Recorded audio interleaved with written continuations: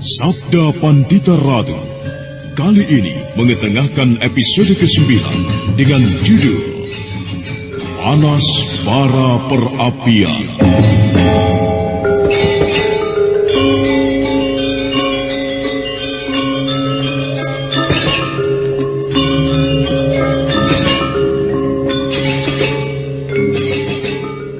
Dalam seri ke-257 ini, dengan para pemain, M. Abud sebagai Ken Arok, Aris Sudiro sebagai Pragolapati, Nanang sebagai Diposari, dan Asdi Suhastra, pengantar cerita.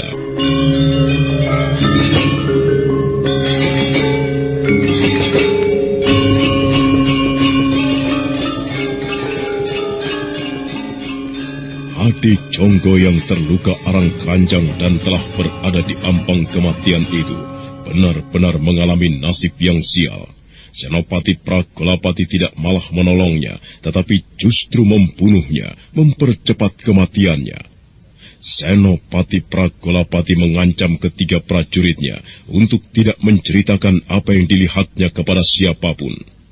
Tetapi di luar dugaannya, tiba-tiba terdengar suara tawa yang serasa mengguncang dada. Di atas dinding halaman, nampak berdiri sosok berjubah putih. Siapa kau? Hah? Siapa kau? Bukankah kau sudah mengetahui siapa aku, Pragolapati? Buka tutup wajahmu. Tidak. Tidak perlu. Yang penting aku yakin bahwa kau mengetahui siapa aku. Ternyata kau seorang senopati yang luar biasa, Pragolapati. Permainanmu benar-benar tidak kuduga. Kau membuat aku terkejut seperti disengat seekor tawan endas. Bukan main. Orang yang kau bunuh itu bernama Adi Jonggo. Ia tidak mempunyai banyak pilihan kecuali mengaku kepadaku bahwa kau berada di belakang perampokan yang terjadi atas Ki Joyo Tangkar. Apa katamu, Pragolapati? Setan! Jangan mengigau kau. Aku mengigau? Pragolapati, sebaiknya segera ambil kudamu. Dan mungkin kau perlu mengurus mayat Menak Jalidri dan seorang temannya lagi. Lembongan yang aku campakkan bagaikan sampah yang tidak ada gunanya. Selamat malam. Semoga kau tidak sedang merasa bermimpi buruk. Setan. Lupakan yang kau dengar dan baru saja kau lihat. Jangan bercerita apapun kalau tidak ingin aku memotong lidah-lidahmu dan buang mayat itu jauh-jauh dari tempat ini. Cepat kerjakan!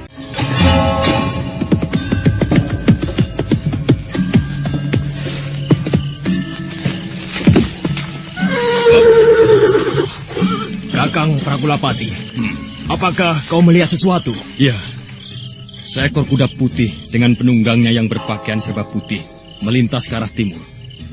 Para prajurit penjaga regol rumahku mengejarnya. Apakah Kakang yakin prajurit-prajuritmu akan berhasil menangkap orang itu? Tentu tidak, Diposari. Tetapi aku juga tidak perlu cemas.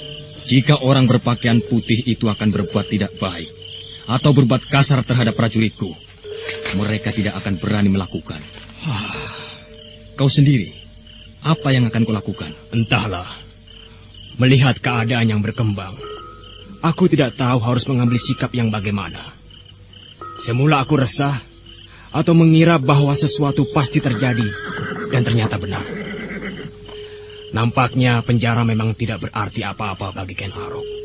Sebagaimana aku pernah menungguinya, menjaganya, dan mengawasinya. Ternyata apa yang aku lakukan itu bukan menjadi suatu halangan bagi Ken Arok. Entah, orang kaya siapa lagi yang malam ini menjadi sasarannya. Kakang Pragolapati, bagaimana kalau kita pergi ke Pakunjaran? Kita lihat apa yang diperbuat Ken Arok di sana. Baik, ada apa kalian berdua datang kemari malam-malam seperti ini? Tidak ada apa-apa, Ken Arok. Kami hanya ingin melihatmu. Kau tentu tengah berbohong, Kakang Diposari. Apakah di wajahku terlihat kalau aku berbohong, Ken Arok? Orang paling bodoh pun tentu tahu kau datang ke penjara di tengah malam. Baiklah. Kami datang hanya untuk melihatmu, Ken Arok. Apakah kau masih tetap berada di penjara ini atau tidak? Hanya itu yang aku lakukan. Betul demikian, Kakang Senopati Pragolapati.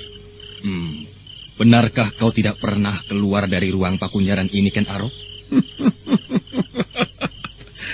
Apakah ada sesuatu yang terjadi di luar sana yang membuatmu bertanya soal itu, Kakang Pragolapati? Iya. Orang berkuda putih itu muncul lagi. Bagus. Aku memang berharap demikian. Jika orang berkuda putih itu muncul, dengan demikian akan membuat mata aku yang terpejam menjadi melek. Bahwa orang berkuda putih itu bukanlah aku. Tetapi aku tahu, kau orang yang sakti mandraguna, Ken Arok. Mungkin saja kau menggunakan ilmu aneh yang kau miliki itu. Tubuh kasarmu mungkin berada di penjara ini. Tetapi kau yang sejati, berkeliaran dan melakukan banyak hal yang tidak terduga. Apa yang aku lakukan hanyalah bermimpi. Aku tidak melakukan apa yang kau sangka itu. Aku tidur dan bermimpi. Nah, aku mempunyai cerita yang menarik tentang mimpi itu, Kakang Pragolapati dan Diposari. Mau mendengarkan cerita tentang mimpiku? Ken Arok. Apa menariknya sebuah mimpi? Iya, mungkin tidak menarik. Terserah, kalau kalian berdua ingin mendengarkan, aku akan bercerita. Tetapi kalau tidak, lebih baik berbaring dengan lebih leluasa. Baiklah. Apa yang akan kau ceritakan, Ken Arok? Aku bermimpi tentang perampok-perampok itu. Bermula muncullah perampok budiman. Perampok yang menjadi pahlawan dan dipuja-puja. Cerita tentang perampok itu yang kemudian terbawa ke dalam mimpi. Bagaimana? Aku bermimpi seolah ada 3 orang perampok. Anehnya, nama ketiga perampok itu dapat aku sebut dengan jelas di dalam mimpi. Ia bernama Lembongan, Menak Jalidri, dan Adi Jonggo. Ketiga perampok itu bermaksud merampok seorang saudagar yang kaya. Dan di samping kaya, ia mempunyai sifat yang baik hati, suka menolong sesama. Ketiga orang itu aku mimpikan sebagai pembunuh kejam atas Ki Joyo Tangkar dan anak menantunya. Bagaimana? Apa yang kau tertawakan, Ken Arok? Aku ingin menyela. Apakah mimpiku ini menarik untuk diceritakan? Menarik. Lanjutkan saja. Baiklah. Ketika ketiga perampok itu akan beraksi, tiba-tiba muncul perampok yang lain. Perampok yang berkuda putih dan berjubah putih, bertutup kepala berwarna putih pula. Kedua perampok yang akan merampok itu dibunuhnya. Menak Jalidri dan Lembongan pun mati. Tinggal Adi Jonggo. Adi Jonggo diperas keterangannya oleh perampok berkuda dan berjubah putih itu. Akhirnya Adi Jonggo mengaku bahwa perbuatan itu ternyata ada yang mendalangi. Nah, siapa yang mendalangi? Sebuah pertanyaan yang sangat menarik untuk diketahui jawabnya, bukan? Tunggu, Ken Arok. Apa yang kau ceritakan itu bukan sekedar sebuah mimpi. Tetapi benar-benar sebuah peristiwa yang terjadi di malam ini, bukan? Aku sekedar bermimpi. Jika mimpiku ternyata benar-benar terjadi di wilayah luar penjara ini, itu bukan urusanku. Baik. Sekarang sebut. Siapa orang yang kau katakan mendalangi perampokan itu? Ken Arok, jawablah. Jangan sekedar tertawa. Jangan tergesa-gesa, Kakang Diposari. Sebaiknya dengarkan saja apa yang akan aku tanyakan kepada Kakang Pragolapati yang gagah perkasa ini. Kakang Pragolapati, kenapa lengan baju kananmu berbau darah? Lihat, Kakang Diposari. Bukankah itu adalah darah? Nah, perhatikan dengan seksama. Bukankah itu darah? Ada apa sebenarnya? Lelaki berjubah putih itu membuang tubuh Adi Jonggo perampok yang masih hidup di rumah Senopati Pragolapati. Dan Senopati Pragolapati menyempurnakan kematiannya agar orang itu tidak mengigau lebih banyak lagi. Kakang, apakah benar semua yang dikatakan oleh Ken Arok tadi? Baiklah, aku mengaku. Perampok-perampok yang merampok rumah Ki Joyo Tangkar Memang aku yang mendalanginya. Aku yang meminta kepada para perampok itu untuk melakukannya. Perbuatan gila. Mengapa Kakang melakukannya? Pamrih apa yang Kakang inginkan dari perbuatan itu? Itu sebuah cara untuk menghancurkan nama perampok yang disanjung-sanjung seperti dewa itu. Sebuah cara untuk merobek nama pahlawan yang telah merusak tatanan kehidupan yang terjadi di Tumapel. Dan cara itu pula yang dipergunakan untuk mempertegas pembuktian bahwa Ken Arok yang telah membuat ulah itu. Dan ternyata benar. Dan untuk semua itu, keluarga Ki Joyo Tangkar harus menjadi korban. Mengapa tidak? Apalah artinya pengorbanan Ki Joyo Tangkar dan anak menantunya jika dibandingkan dengan kepentingan yang lebih besar bagi Tumapel? Jika bukan Ki Joyo Tangkar, tentu orang lain harus dikorbankan. Dan hasilnya, kau melihat sendiri, orang-orang yang selama ini tertutup matanya oleh apa yang dilakukan perampok pahlawan itu. Sekarang mata mereka harus terbuka bahwa ternyata perampok budiman itu telah berbuat semena-mena. Ia telah membunuh dan merampok. Bukan main. Ternyata telah sejauh itu yang telah terjadi. Ya, itulah yang telah terjadi. Sayang sekali, Kakang. Aku melihat hal itu sebagai suatu hal yang kotor. Aku tidak menduga bahwa di balik kematian orang semacam Ki Joyo Tangkar dan anak menantunya telah melibatkan Kakang Pragolapati. Lalu kamu apa? Aku tidak bisa membiarkan hal itu terjadi. Dan bahkan mungkin akan terulang lagi. Aku akan melaporkan perbuatanmu kepada aku, Tunggul Ametung.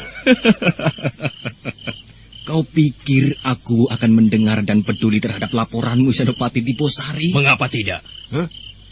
Kau akan mencegahku dengan paksa? Itu tidak mungkin bisa kau lakukan. Ilmu kanuragan kita berimbang. Dan aku akan mampu melayanimu hingga saat fajar. Dan pertempuran akan terjadi di antara kita justru akan menjadi peristiwa yang sangat menarik perhatian. Bahkan aku, Tunggul Ametung, akan segera mendengar pula. Tidak, Diposari. Aku tidak perlu memaksakan sebuah perang tanding denganmu. Tetapi aku bisa meyakinkan bahwa akan sia-sia mau melaporkan apa yang telah aku perbuat kepada aku. Mengapa? Karena yang mendalangi peristiwa ini, atau yang berada di belakangku, adalah tuanku aku sendiri. Senopati Diposari merasakan petir seperti meledak di dekat telinganya, manakala Pragolapati mengatakan bahwa aku, Tunggul Ametung, berdiri di belakang apa yang telah diperbuatnya. Untuk beberapa saat, Senopati Diposari justru termangu mencerna apa yang didengarnya. Benarkah apa yang kau katakan itu, Kakang Senopati Pragolapati? Iya. Yakinkan kepadaku bahwa apa yang kau katakan itu benar-benar terjadi. Aku minta kau bersumpah dengan disaksikan Yang Batara Agung. Baik. Aku turuti permintaanmu. Aku bersumpah demi Yang Batara Agung bahwa apa yang aku katakan itu benar. Bagaimana, Diposari? Aku menjadi kecewa, Kakang.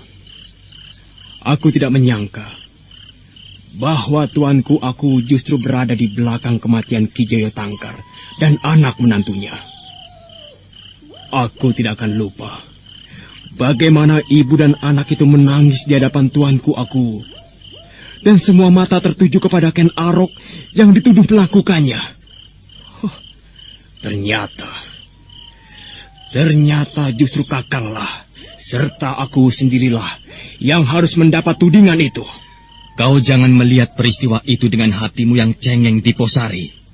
Kau harus melihat bahwa di balik semua itu ada sebuah kepentingan yang lebih besar. Nah, aku telah membeberkan dengan jelas kepadamu. Aku berharap kau bisa berpikir bening, mengendapkan gejolak hatimu. Jangan terlalu memikirkan nasib janda Ki Joyo Tangkar dan anaknya. Atau kalau kau masih dililit oleh rasa iba, kau boleh mengawininya, ibunya, atau anaknya, atau keduanya. Senopati Diposari tetap berdiri termangu di tempatnya. Dia diam dan tidak berkata apa-apa. Ketika Pragolapati beranjak pergi meninggalkannya, matanya kemudian memandang ke arah malam yang bagaikan tidak bertepi. Dan perang batin seperti berlaga di lorong-lorong dadanya, mengguncang-guncang hati dan sanubarinya. Senopati Diposari baru beranjak meninggalkan tempatnya berdiri, manakala titik-titik gerimis bocor dari langit. Apa yang kau laporkan pagi ini, Pragolapati? Ampun, tuanku. Hamba terpaksa harus melaporkan sebuah peristiwa yang mungkin kurang menyenangkan. Katakanlah. Sebagaimana tuanku ketahui, hamba telah bergerak atas restu tuanku. Hamba telah memerintahkan kepada 3 orang perampok untuk menghancurkan nama perampok yang dipuja-puja sebagai pahlawan itu. Hamba telah memerintahkan kepada mereka untuk menghentikan pekerjaannya. Akan tetapi semalam, mereka memaksa diri untuk mengulangi. Hal yang buruk mereka temui. Mereka berpapasan dengan perampok berkuda putih, tuanku. Ketiga-tiganya telah mati. Orang berkuda putih itu muncul lagi? Tuanku harus yakin bahwa Ken Arok memang mempunyai ilmu kanuragan yang tinggi dan bahkan aneh. Meski ia dipenjara, namun penjara itu bukan merupakan halangan baginya untuk melakukan apa yang menjadi kehendaknya. Bahkan tuanku, Ken Arok telah mengetahui bahwa hambalah yang berada di belakang perampok itu. Bagaimana hal itu bisa terjadi, Pragolapati? Perampok itu telah diperas keterangannya, tuanku. Setan! Ken Arok ternyata menjadi sebuah ganjalan yang memuakkan bagiku. Dengan uraian yang jelas, Senopati Pragolapati menceritakan apa yang telah terjadi. Dan dengan dada yang mengombak, aku Tunggul Amatung mendengarkannya dengan seksama. Namun belum lagi aku berkata apa-apa, seekor kuda berderap memasuki halaman istana. Seorang prajurit kemudian menghadap aku, menyampaikan permohonan Senopati Diposari yang ingin sebo. Hamba mengaturkan sembah, tuanku. Aku terima, Diposari. Adakah sesuatu yang akan kau sampaikan kepadaku? Hamba, tuanku. Katakanlah. Jika hamba tidak salah menerka, Kakang Senopati Pragolapati tentu telah menyampaikan peristiwa yang terjadi semalam. 3 orang perampok terbunuh oleh perampok lain yang berkuda putih. Nah, dari Kakang Pragolapati lah, hamba mendengar cerita yang mengejutkan. Bahwa di belakang ketiga perampok itu berdiri Kakang Pragolapati. Apa yang kau katakan itu benar, Diposari? Bahkan lebih jauh dari itu. Kakang Pragolapati mengatakan, di belakang Kakang Pragolapati masih berdiri pula tuanku aku sendiri, yang memberi restu kepada Kakang Pragolapati untuk menggunakan 3 orang perampok yang kemudian telah membantai Ki Jayo Tangkar dan anak menantunya itu. Lalu bagaimana? Tuanku, semalaman hamba tidak bisa tidur memikirkan hal itu. Oh, kau tidak perlu gelisah memikirkannya, Diposari. Yang terjadi itu adalah sebuah peristiwa yang lumrah.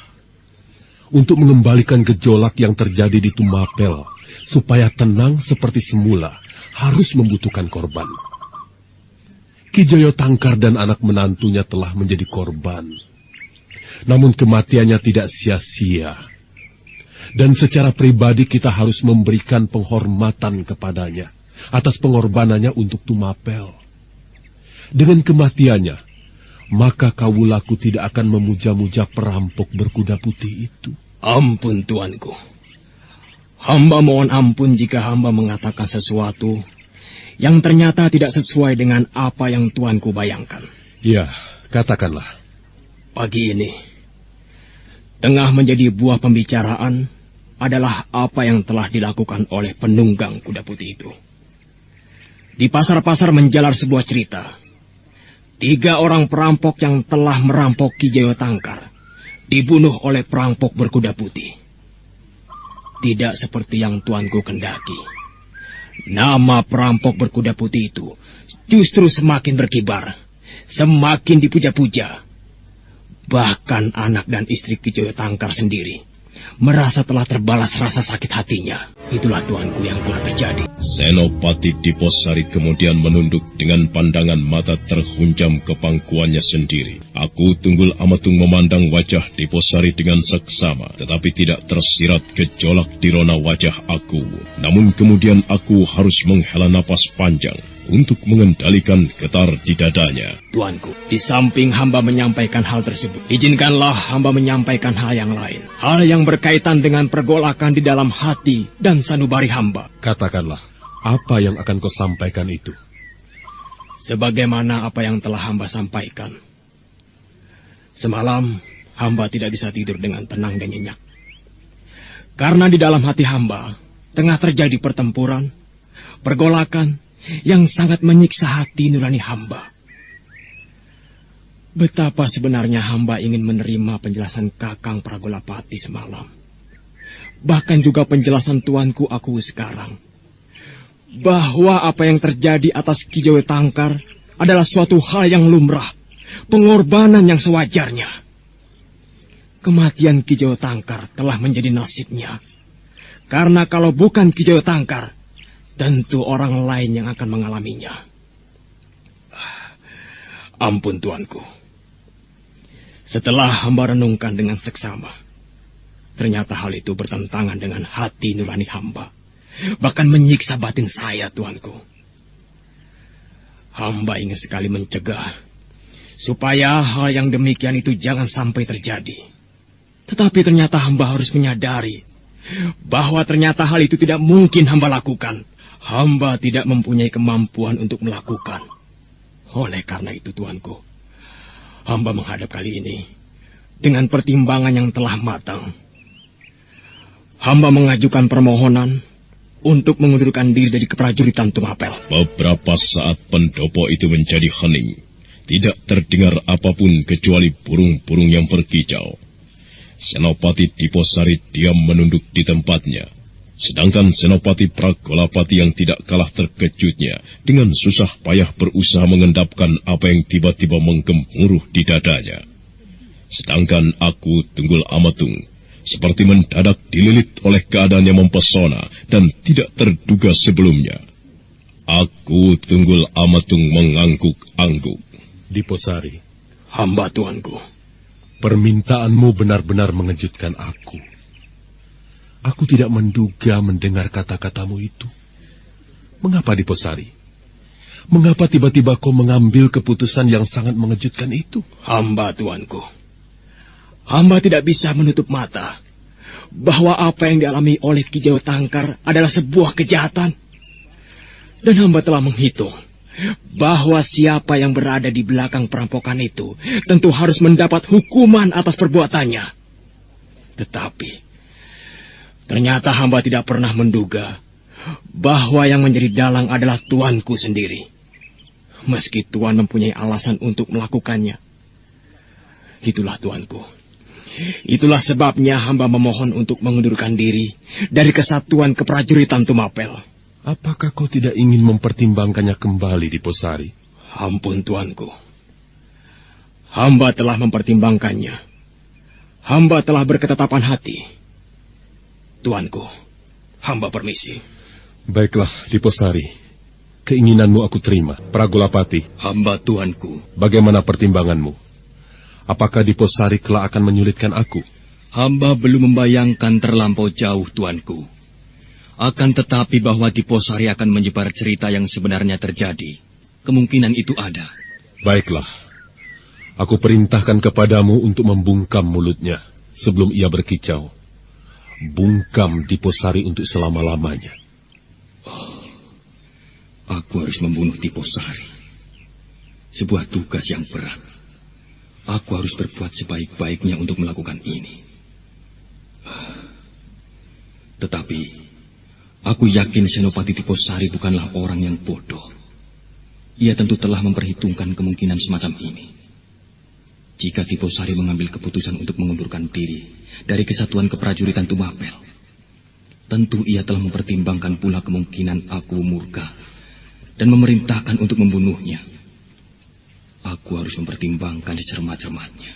Sementara itu, pembunuhan atas 3 orang perampok yang dilakukan oleh perampok berjubah putih memang segera menjadi buah bibir, buah pembicaraan segenap kaula Tumapel.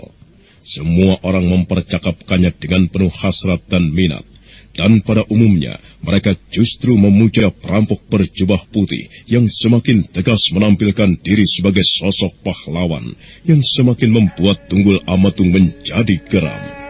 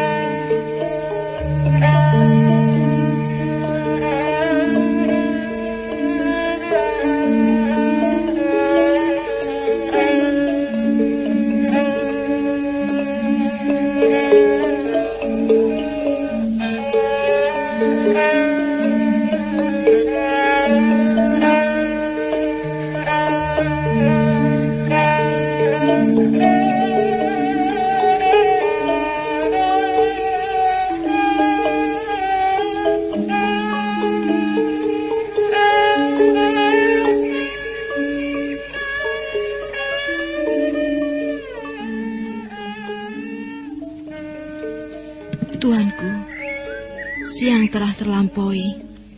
Silakan tuanku makan lebih dulu. Para emban telah menyiapkan segala sesuatunya, tuanku. Duduklah, permaisuriku.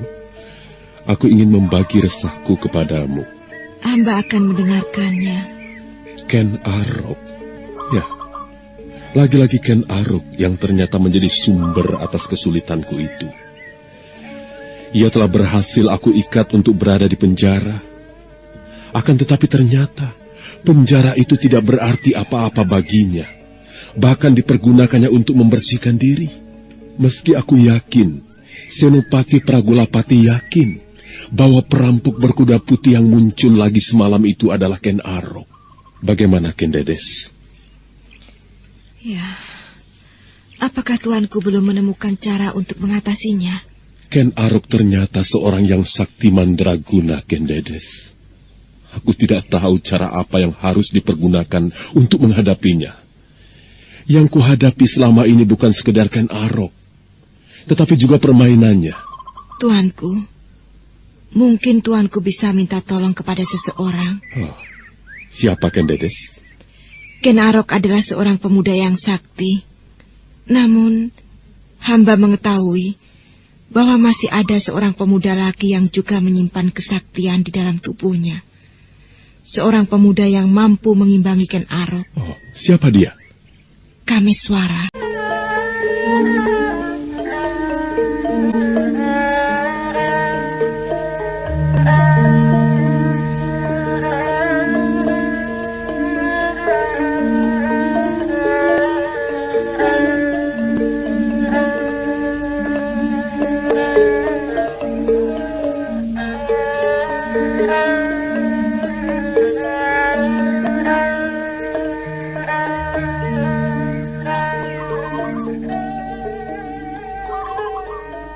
Siapakah Kameswara itu, permaisuriku? Ampun, tuanku. Kameswara adalah seorang pemuda yang dalam beberapa saat lamanya pernah di tempat hamba di Panawijen. Kau yakin ia dapat mengatasi ulah Ken Arok? Hamba, tuanku. Berbagai cara mungkin bisa dicoba. Lalu di mana pemuda yang kau sebut itu sekarang berada? Hamba tidak tahu, tuanku. Ia selalu mengikuti kemana kakinya pergi. Ia tidak mempunyai rumah. Ia mempunyai sebuah perguruan. Tetapi ia tidak berkeinginan untuk kembali ke perguruannya. Oh, di mana letak perguruannya? Di lereng Gunung Raung, tuanku. Lereng Gunung Raung. Gunung itu terletak di ujung timur Pulau Jawa. Memanjang menjadi rangkaian gunung hingga ke arah pantai dan jauh sekali dari sini. Mungkin membutuhkan waktu 2 pekan berkuda untuk mencapai tempat itu, karena harus melalui hutan belantara yang bahkan belum terambah manusia. Apalagi belum tentu seperti katamu itu, ia berada di sana. Bukankah begitu, permaisuriku? Hamba, tuanku. Oh, baiklah. Siang ini aku telah memerintahkan sekelompok kecil prajurit untuk pergi ke Panawijen, untuk menjemput bibi emban yang kau butuhkan itu. Dan siapa tahu akan didapatkan keterangan mengenai pemuda yang kau sebutkan itu. Hamba, tuanku. Hamba akan berdoa. Semoga tuanku segera berhasil mengatasi masalah yang tuanku hadapi.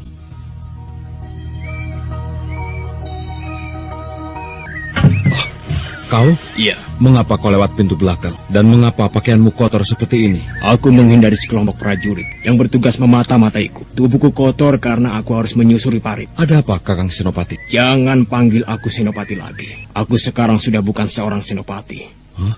Aku tidak ubahnya seperti kau sekarang. Oh, ayo, masuk.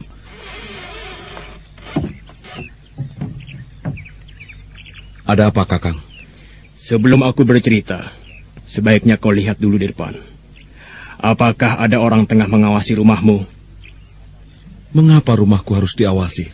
Karena Senopati Pragolapati tentu mempunyai perhitungan bahwa aku pasti singgah di rumahmu. Gila.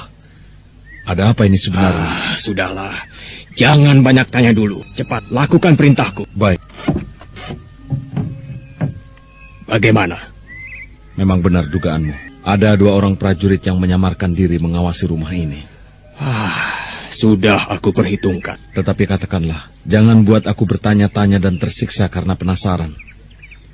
Mengapa kau bertingkah seperti ini? Apa yang kau lakukan sehingga kau harus diawasi, Kakang? Dan tadi kau mengatakan bahwa kau sudah bukan seorang senopati lagi. Bagaimana itu? Keputusan yang aku ambil tidak lepas dari ulah perampok berkuda putih itu. Aku memilih meletakkan jabatanku ke Boijo. Aku masih belum jelas. Ceritakanlah. Ternyata Senopati Diposari tidak merasa perlu harus menyimpan rapat-rapat apa yang diketahuinya. Senopati Diposari segera menceritakan latar belakang mengapa dia memutuskan mengundurkan diri dari keprajuritan Tumapel. Kebo Ijo mendengarkan cerita itu dengan tegang. Nah, itulah sebabnya aku meletakkan jabatanku ke Boijo. Hati nuraniku tidak bisa membenarkan apa yang dilakukan tuanku Aku Tunggul Ametung dan Kakang Senopati Pragolapati. Benar-benar tidak pernah aku duga. Dan sangat mengejutkan. Kebo Ijo, aku kemari karena kau adalah sahabatku. Aku perlu berpamitan kepadamu. Tetapi, agar aku tidak penasaran, Kebo Ijo, agar hatiku juga tidak didera oleh tanda tanya yang tidak berkesudahan, tolonglah, ceritakan kepadaku, apa saja ulah Ken Arok selama ini? Tidak ada ruginya kan, kalau kau menceritakan kepadaku, Kebo Ijo? Kebo Ijo, aku tidak bisa menerima tindakan Kakang Senopati Pragolapati yang menyebabkan Ki Jayo Tangkar dan anak menantunya mati sia-sia. Aku juga tidak bisa menerima ulah perampok berkuda putih itu. Kedua-duanya aku tidak bisa menerima. Namun demikian, aku tidak bisa berbuat apa-apa. Aku orang biasa sekarang. Aku tidak mempunyai hak apapun untuk mengurusi mereka. Namun Kebo Ijo, sebelum aku minggat dari Tumapel ini, atau bahkan barangkali aku akan mati di tangan Senopati Pragolapati bersama segenap prajuritnya, yang tentu telah diperintahkan untuk melenyapkan aku. Nah, sebelum itu semua terjadi, tolong beritahu aku agar lega hatiku. Baiklah. Bagaimana, Kebo Ijo? Perampok berkuda putih itu memang Ken Arok dan juga aku. Kau? Iya. Aku juga terlibat. Gila. Kau ternyata telah melangkah keluar dari garis yang semula aku kendaki. Ketika aku memintamu untuk menempatkan diri menjadi kawan dekat Ken Arok. Iya. Aku menyadari hal itu. Ken Arok telah melibatkan aku ke dalam persoalannya tanpa aku sendiri menyadari.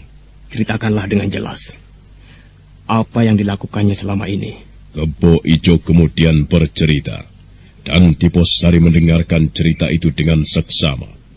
Kebo Ijo tidak merasa perlu menyembunyikan bagian-bagian yang terkecil sekalipun. Senopati Diposari kemudian mengangguk-anggukan kepala. Ya, aku memang telah menduga.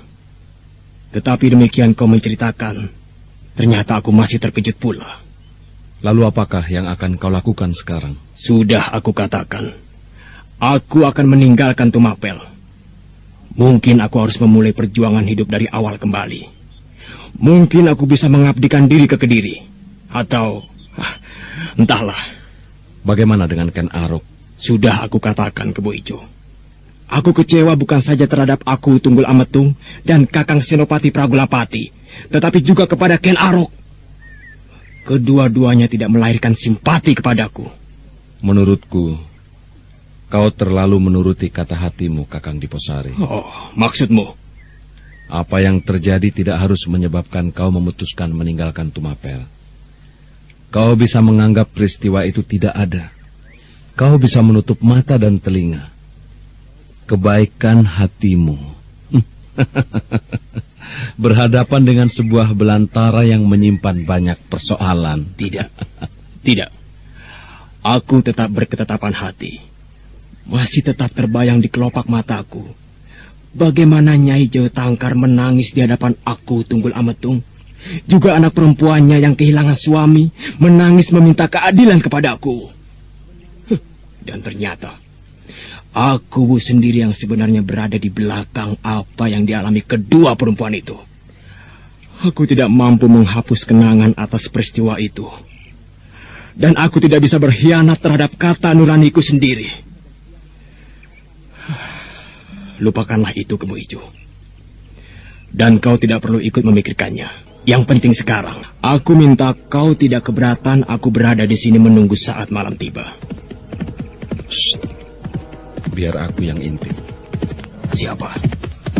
Senopati Pragolapati. Ia menoleh ke arah rumah ini untuk beberapa saat. Adalah keliru kalau kau menganggap rumah ini aman untukmu. Tetapi ada tempat persembunyian yang mungkin bisa kau pergunakan. Tempat yang tidak akan diduga sama sekali oleh siapapun. Di mana itu? Di atas kandang kuda. Aku meletakkan beberapa buah papan melintang. Kau bisa berbaring di atasnya, bahkan tidur. Baiklah, aku akan menggunakan tempat itu. Bagaimana, prajurit? Oh, ampun tuanku. Saya telah kehilangan jejak tuanku. Gila, apa maksudmu? Saya tidak mengira jika Senopati Diposari telah mengambil jalan belakang tuanku. Justru itulah kebodohanmu. Mengapa yang kau awasi hanya bagian depan? Sebar seluruh teman sandimu ke segenap penjuru. Jaga pintu gerbang. Boleh jadi, Diposari akan meninggalkan kota Raja Tumapel dengan cara menyamar. Cepat! Maka yang digelisahkan oleh Kebo Ijo akhirnya menjadi kenyataan. Demikian matahari semakin memanjat naik dan bahkan mulai bergulir dari titik puncaknya. Serombongan berkuda telah memasuki halaman rumahnya. Apakah ada sesuatu yang penting sehingga Tuan datang kemari? Aku mencari Diposari. Suruh ia keluar menemui aku. Apakah Tuan tidak keliru? Ini rumah saya, bukan rumah Kakang Senopati Diposari. Atau apakah Tuan Senopati mengira Kakang Diposari berada di sini? Ya. Dia tidak berada di sini, Tuan. Jika Tuan tidak percaya, silahkan rumah saya digeledah. Prajurit, periksa rumah ini. Beberapa orang prajurit yang dari semula telah mengepung rumah itu segera berloncatan dan memeriksa rumah Kebo Ijo. Ruang demi ruang mereka periksa. Bahkan kolong-kolong tempat tidur pun mereka periksa dengan teliti dan seksama. Dan tak berapa lama kemudian, prajurit itu sudah keluar kembali. Bagaimana? Tidak ada, Tuan. Kebo Ijo. Saya, Tuan. Seorang mata-mataku mengatakan bahwa Diposari menuju rumahmu. Jika sekarang ia tidak berada di sini, tentu kau mengetahui ia berada di mana. Ayo jawablah dengan jujur. Selama ini nampaknya kau telah berbuat tidak jujur. Banyak yang kau sembunyikan tentang Ken Arok dan ulahnya. Saya sudah mengatakan yang sebenarnya. Bahkan saya merasa aneh. Saya mengenal siapa Kakang Senopati Diposari. Ia berkawan baik dengan Tuan. Tetapi mengapa sekarang Tuan justru memburunya seolah Kakang Senopati adalah penjahat yang harus ditumpas karena telah mengganggu ketentraman Tumapel? Itu bukan urusanmu, Kebo Ijo. Sekarang sebut, di mana Diposari berada? Tuan, saya tidak mengetahui di mana Kakang Diposari berada. Itulah jawaban saya, dan saya tidak bisa menjawab lain. Kurang ajar! Apa yang akan Tuan lakukan? Aku telah cukup lama merasa muak kepadamu, Kebo Ijo. Aku ingin menyobek mulutmu agar kau mengaku. Oh, saya sarankan sebaiknya Tuan jangan melakukan itu. Jika Tuan tidak ingin seorang sahabat saya marah. Apa maksudmu, ha? Ken Arok tentu tidak bisa menerima jika mulut saya ini dirobek. Dada Senopati Pragolapati bagaikan menyimpan bara kemarahan yang tidak tersalurkan, manakala dia mengancam Kebo Ijo. Namun Kebo Ijo secara halus justru mengingatkannya untuk tidak berbuat macam-macam. Karena di belakangnya berdiri Ken Arok yang bisa berbuat macam-macam dan tidak terduga. Ternyata bagaimanapun juga, Ken Arok yang mempunyai kemampuan olah kanuragan tinggi. Kau mengancamku, Kebo Ijo. Modal apakah yang saya punyai, Tuan? Untuk mengancam Tuan. Tetapi saya hanya mengatakan yang sebenarnya, yang barangkali perlu Tuan pertimbangkan. Keparat kau, Kebo Ijo. Saya minta maaf jika saya telah membuat Tuan Senopati menjadi marah. Prajurit, kita tinggalkan tempat ini.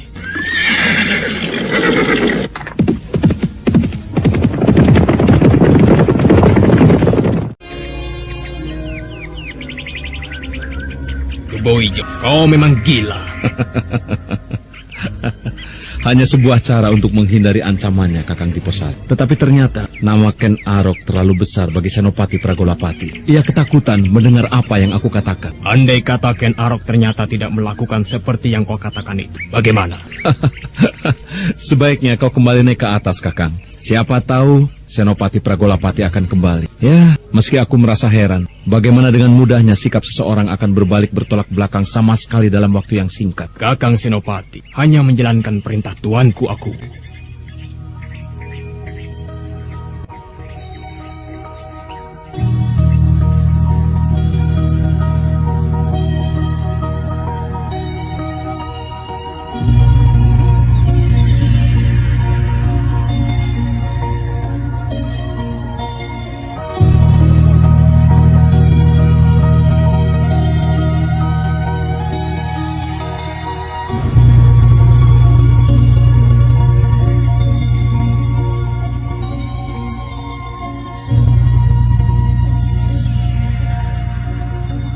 Maka waktu pun kemudian bergerak semakin cepat di sepanjang perjalanan waktu yang berjalan serasa lebih cepat dari biasanya. Senopati Pragolapati mengumpar kemarahannya karena Diposari tidak ketahuan jejaknya. Barulah ketika malam kemudian tiba. Sang Tuan. Prajurit. Oh iya. Bagaimana kau bisa menarik kesimpulan seperti itu? Di mana selama ini Diposari bersembunyi? Ternyata Senopati Diposari benar bersembunyi di rumah Kebo Ijo, Tuan. Rumah itu telah digeledah. Diposari tidak ada. Senopati Diposari bersembunyi di kandang kuda, Tuan. Ya, dia di kandang kuda. Nampaknya di atas kandang kuda terdapat sebuah tempat yang bisa dipergunakan untuk bersembunyi, Tuan. Dan itu luput dari perhatian, Tuan. Kebo Ijo ternyata mempunyai cukup nyali untuk berbohong kepadaku. Ia mencoba bersandar di tubuh Ken Arok. Baik. Jadi di mana Diposari sekarang?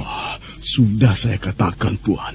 Mungkin Senopati Diposari melewati gerbang utara dan kemudian melintas desa Jurawangsan, Tuan. Lalu mengapa kau berada di sini? Seharusnya kau mengikuti orang itu. Bukan saya orang yang melaksanakan tugas itu, Tuan. Bukan saya, tetapi prajurit yang lain, Tuan. Dan sekarang sekelompok prajurit telah bergerak untuk menjebaknya, Tuan. Sekarang kita tinggal menyusulnya, Tuan. Bagus, bagus. Aku senang dengan pekerjaanmu. Apakah Diposari berkuda? Tidak, Tuan. Tidak. Kuda justru akan menarik perhatian, Tuan. Kalau begitu, kita akan menyusulnya. Bahkan mungkin bisa mendahului menjebaknya. Maka demikianlah sekelompok pasukan berkuda kemudian berderap justru melalui gerbang timur dan kemudian membelok ke utara, menyusuri sepanjang dinding kota raja yang berdampingan dengan sebuah sungai. Perhitungan prajurit yang telah melapor kepada Senopati Pragolapati ternyata benar. Belum terlampau lama kelompok yang bersembunyi di balik semak-semak itu menunggu. Maka nampaklah bayangan hitam berjalan tergesa-gesa. Kau akan kemana, Diposari? Apa yang kau lakukan di sini, Kakang Pragolapati? Sebuah pertanyaan yang berbau basa-basi. Jika demikian, pertanyaanmu itu juga pertanyaan yang berbau basa-basi. Kau pun tentu tahu kemana aku pergi. Kau akan minggat dari Tumapel, meninggalkan setumpuk kotoran untuk tuanku aku. Dan kau bertugas melenyapkan sumber kotoran itu. Tepat. Tetapi, tidakkah kau bisa mempergunakan pertimbangan hati nuranimu? Setidak-tidaknya, jika kita berbicara soal kebenaran. Benar untuk siapa? Apakah benar untukmu? Benar untukmu belum tentu benar bagi orang lain. Benar bagiku belum tentu benar bagimu. Sayang sekali, Diposari.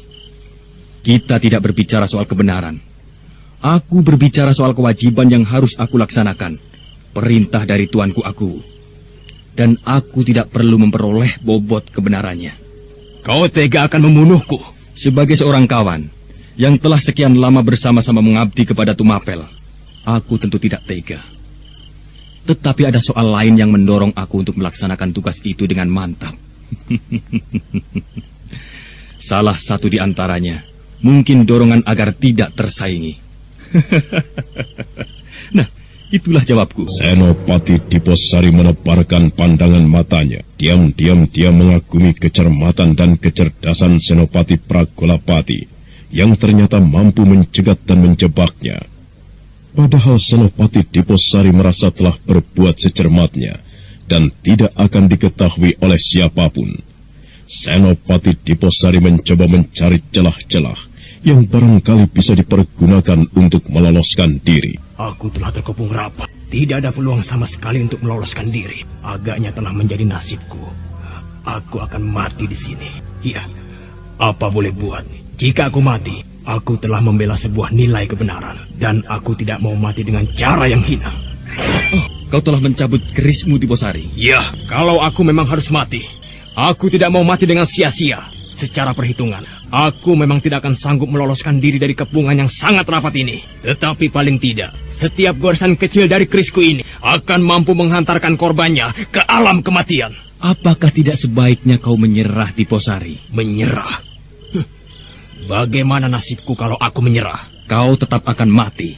Tetapi paling tidak, kau tidak akan merepotkan aku. Sayang sekali, Kakang Senopati Pragolapati.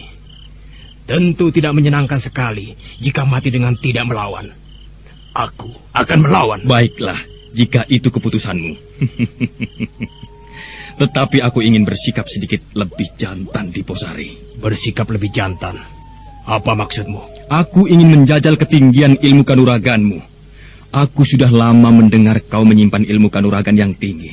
Nah, sekarang buktikan itu kepadaku, Diposari. Mengapa kau mempersulit diri? Kau bisa memerintahkan prajuritmu untuk langsung menyerangku. Seekor tikus telah terperangkap di kandang kucing. Apa salahnya jika tikus itu dipermainkan lebih dulu? Berdebah. Baik, aku terima tantanganmu. Jangan menyesal jika kau justru dijemput maut melalui goresan kerisku. Maka para prajurit yang mengepung segera membentuk lingkaran yang cukup. Mereka merasa senang karena akan mendapatkan sebuah tontonan yang menarik. Senopati Pragolapati segera menyingsingkan lengan bajunya, dan sebilah keris dengan pamor kemerah-merahan pada ujungnya nampak tidak kalah garang dari keris yang dimiliki oleh Senopati Diposari. Dan cahaya bulan yang mengintip di sela mega seolah menjadi saksi atas apa yang akan terjadi. Nah, aku telah siap, Kakang Pragolapati. Bagus. Awas, aku akan mendahuluimu. Awas! Kurang ajar, kau hampir saja melukai wajahku. Sedikit saja sentuhan keris akan sanggup mengantarmu ke gerbang kematian. Nah, jangan remehkan aku. Jika kau tidak ingin mati konyol. Barat, terima ini. Dan perang tanding itu pun kemudian berlangsung dengan cepatnya. Senopati Diposari dan Pragolapati saling serang dengan gencar. Bagaikan pusaran angin, Senopati Pragolapati menggempur Diposari susul menyusul dan tiada habis-habisnya. Namun Diposari bukanlah orang yang gampang menyerah. Dan bahkan bagaikan prahara yang bersarang pada tubuhnya, dia menggempur, mengalir, dan susul menyusul. Dan para prajurit yang mengitarinya bagaikan menyaksikan sebuah tontonan yang mengasihkan. Baru kali itulah mereka mendapatkan kesempatan menyaksikan Senopati Diposari dan Senopati Pragolapati yang memang mempunyai ilmu kanuragan yang tinggi dalam tubuhnya.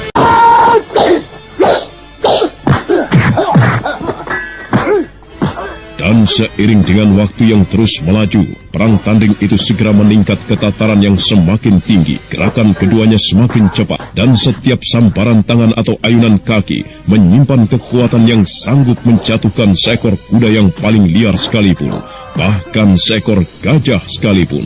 Namun manakala waktu telah sekian lama bergerak, masih belum ada tanda-tanda siapakah yang akan memenangkan pertarungan itu. Dan adalah di saat itu, pertempuran yang terjadi menjadi perhatian seseorang yang mengintip di balik rimbunnya dedaunan.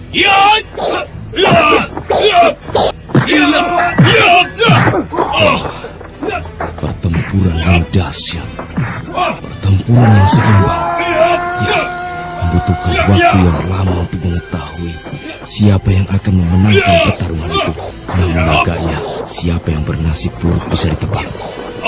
Orang yang tubuhnya lebih kurus dengan kumis yang sekepal, yang bernama Pragolapati itu menguasai sekelompok prajurit yang di bawahnya. Sehingga orang yang bernama Diposari itu sudah bisa ditentukan nasibnya. Kecuali jika aku melibatkan diri. Ya, perimbangan tentu akan terjadi. Setidak-tidaknya aku bisa membuka peluang bagi orang itu untuk melarikan diri. Tetapi mengapa aku harus membelanya? Aku tidak kenal keduanya, kecuali mengetahui bahwa mereka semua adalah orang-orang Tumapel. Dan aku jauh-jauh menempuh jarak menuju Tumapel adalah karena harus bertemu dengan Ken Arok. Bukan main. Ternyata kau memang luar biasa di Posari. Pertarungan ini akan berlarut-larut dan aku tidak telaten. Nah, prajurit, tangkap di Posari. Senopati Diposari merasa bahwa akhir dari perjalanan hidupnya telah sampai. Serentak para prajurit yang mengepungnya mulai bergerak. Dengan cermat Diposari menunggu apa yang akan terjadi. Dan demikian Senopati Pragolapati meneriakkan aba-aba, maka prajurit itu berloncatan menyerang. Nah, apa yang akan terjadi kemudian dan bagaimanakah nasib Diposari selanjutnya? Saudara pendengar, untuk mengetahui jawabannya, silakan mengikuti kelanjutan kisah ini dalam seri berikutnya. Sampai jumpa.